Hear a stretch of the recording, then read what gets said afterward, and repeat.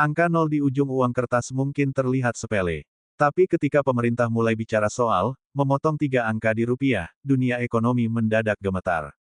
Redenominasi, sebuah kata yang bagi sebagian orang terdengar keren dan modern, tapi bagi rakyat kecil, mengundang tanda tanya besar, apakah nilai hidup mereka juga ikut dipotong. Di televisi, ekonom bicara tentang penyederhanaan. Di warung, ibu-ibu justru khawatir harga cabai bakal ikut gila-gilaan. Perbedaan persepsi ini bukan sekadar soal pengetahuan, tapi soal kepercayaan. Kepercayaan terhadap negara yang sering lupa kalau rakyat kecil masih menimbang harga beras per ons. Sore itu, di pasar tradisional, seorang pedagang beras berkata pelan, kalau 1.000 jadi 1, apa saya nanti harus bilang 1.000 perak itu Rp1 aja? Ia tertawa, tapi matanya tidak. Karena di balik tawa itu, tersimpan kekhawatiran yang tak diucap. Redenominasi memang bukan devaluasi. Tapi bagi mereka yang hidup dari receh, semua perubahan nilai adalah perubahan nasib. Dan nasib, di negeri ini, selalu bergantung pada angka. Angka yang bisa dihapus begitu saja, tanpa sempat ditanya dulu, apakah kamu siap? Redenominasi adalah upaya menyederhanakan angka, bukan mengurangi nilai. Kalau dulu Rp1.000, nanti cukup ditulis Rp1. Harga nasi goreng Rp15.000 jadi Rp15. Tapi nilainya tetap sama. Kedengarannya sederhana, bukan? Namun di balik kesederhanaan itu, tersimpan proses panjang, penyesuaian sistem perbankan, gaji, pajak, sampai label harga di toko. Semua harus dikalibrasi ulang. Kesalahan 1 digit bisa berarti jutaan rupiah. Pemerintah berdalih ini akan mempermudah transaksi dan membuat rupiah terlihat lebih kuat di mata dunia. Tapi pertanyaannya, kenapa baru sekarang? Setelah puluhan tahun inflasi menipiskan nilai uang rakyat. Sebagian ekonom setuju. Sebagian lagi bilang, ini bukan soal waktu, ini soal kesiapan. Karena sistem yang belum stabil bisa membuat rakyat bingung, bahkan menimbulkan kepanikan baru di pasar. Di balik istilah penyederhanaan, terselip sebuah ketegangan lama, antara ambisi modernisasi dan realitas keseharian rakyat kecil yang masih berutang di warung. Indonesia bukan negara pertama yang bicara redenominasi. Turki, Venezuela, bahkan Korea Selatan pernah melakukannya. Tapi di antara semua itu, hanya sedikit yang berhasil tanpa gejolak sosial. Tahun 1965, Indonesia sendiri pernah bermain dengan angka uang. Waktu itu, Rp1.000 lama diganti jadi Rp1 baru. Hasilnya, kekacauan, masyarakat bingung, kepercayaan terhadap uang negara runtuh, dan harga barang melonjak tanpa kendali. Kini, 6 dekade kemudian, sejarah seperti ingin mengetuk pintu lagi. Apakah kita siap menghadapi babak baru tanpa mengulangi luka lama? Sejarah selalu punya cara menguji ingatan bangsa. Dan Indonesia, sepertinya, belum benar-benar belajar dari angka-angka yang dulu pernah membakar kantong rakyatnya. Satu hal yang pasti, uang bukan cuma alat tukar. Ia juga alat percaya. Sekali rakyat kehilangan kepercayaan pada nilai uang, maka yang runtuh bukan hanya ekonomi, tapi juga keyakinan terhadap negara. Di ruang ber-AC, para pejabat ekonomi berdiskusi dengan grafik dan proyeksi. Di layar, rupiah tampak kuat. Tapi di luar sana, rakyat masih berdebat soal harga minyak goreng. Rencana redenominasi dibungkus rapi dengan istilah teknokratis, efisiensi, modernisasi, daya saing global. Tapi tidak ada istilah yang bisa benar-benar menjelaskan siapa yang paling diuntungkan. Pemerintah memang menjanjikan tidak ada perubahan nilai. Namun kepercayaan publik tidak dibangun dari janji, tapi dari bukti. Dan bukti itu baru terlihat nanti, saat angka benar-benar berubah di tangan rakyat. Kebijakan ekonomi di atas kertas sering terlihat masuk akal. Tapi ketika turun ke lapangan, logika berubah jadi emosi.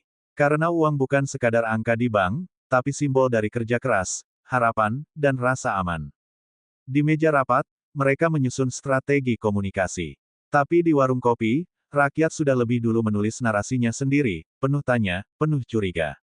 Katanya 1.000 jadi 1. Terus gaji gue juga jadi turun. Suara seorang ojek online terdengar di pinggir jalan. Ia tidak sedang bercanda, ia benar-benar takut. Redenominasi bagi sebagian orang terasa seperti permainan angka yang tidak mereka pahami. Karena ketika yang bicara hanya pejabat dan ekonom, rakyat jadi penonton di kebijakan yang seharusnya mereka nikmati. Di media sosial, perdebatan memanas. Ada yang bilang ini langkah maju. Ada yang sinis, langkah maju buat siapa? Netizen membedah, membuat meme, mengkritik, bahkan bercanda. Tapi di balik semua itu, mereka hanya ingin satu hal, penjelasan yang jujur. Redenominasi bisa saja berhasil, tapi hanya kalau rakyat ikut merasa dilibatkan. Tanpa itu, semua reformasi ekonomi hanya akan terdengar seperti pidato kosong di televisi. Karena yang paling tahu nilai uang, bukan pejabat, tapi mereka yang menghitung receh demi makan hari ini. Media gencar menyiarkan, rupiah akan lebih kuat. Transaksi makin efisien. Tapi kekuatan sejati tidak diukur dari jumlah nol yang dihapus, melainkan dari seberapa banyak rakyat yang bisa makan 3 kali sehari. Kamera berita merekam senyum pejabat, bukan kerut di wajah buruh. Mereka bicara soal kebijakan besar, tapi lupa bahwa kebijakan besar lahir dari perut yang lapar. Di dunia maya, istilah redenominasi jadi trending. Tapi sebagian besar hanya tahu artinya sebatas memotong angka nol. Padahal yang dipotong bisa lebih dalam dari itu, rasa percaya. Rakyat pernah kecewa terlalu sering. Mereka belajar bahwa tidak semua reformasi berarti perbaikan. Kadang, itu hanya kosmetik. Agar tampak modern di mata dunia, meski di dalam masih rapuh. Sementara pejabat sibuk dengan istilah teknis, rakyat sibuk bertanya, kalau uangnya disederhanakan, kenapa hidupnya tetap rumit? Redenominasi sering dijual sebagai simbol kemajuan. Tapi simbol tidak akan mengisi perut. Ia hanya memperindah laporan. Realitanya, perubahan ini membutuhkan biaya besar, pencetakan uang baru, penyesuaian sistem perbankan, hingga sosialisasi ke pelosok negeri. Apakah semua itu sepadan dengan hasilnya? Negara memang butuh wajah ekonomi baru. Tapi wajah tanpa fondasi adalah topeng. Dan topeng tidak bisa menutupi fakta bahwa jurang antara kaya dan miskin makin lebar. Redenominasi bukan hal buruk. Tapi jika dilakukan di waktu yang salah, ia bisa berubah jadi bumerang, memperkuat ilusi, bukan kestabilan.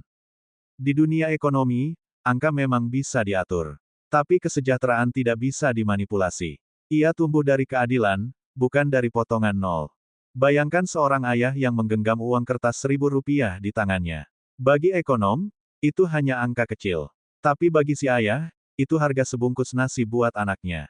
Kini uang itu akan jadi Rp1. Sama nilainya, tapi rasanya berbeda. Disinilah letak persoalan redenominasi. Ia bukan cuma soal ekonomi, tapi juga psikologi. Perubahan persepsi tentang nilai uang bisa menimbulkan kekacauan baru, jika rakyat belum siap menerimanya. Redenominasi menuntut kepercayaan penuh. Dan kepercayaan itu hanya bisa lahir dari komunikasi yang jujur, bukan narasi penuh jargon. Kalau rakyat merasa diabaikan, angka-angka baru itu hanya akan jadi simbol kosong.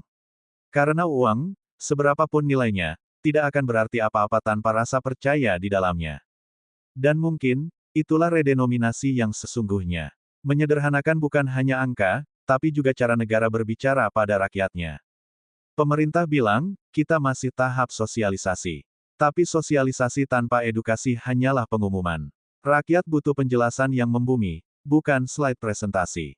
Kesiapan bukan hanya soal teknis, tapi juga mental. Apakah rakyat sudah paham maknanya? Apakah pelaku usaha kecil tahu cara menyesuaikan harga?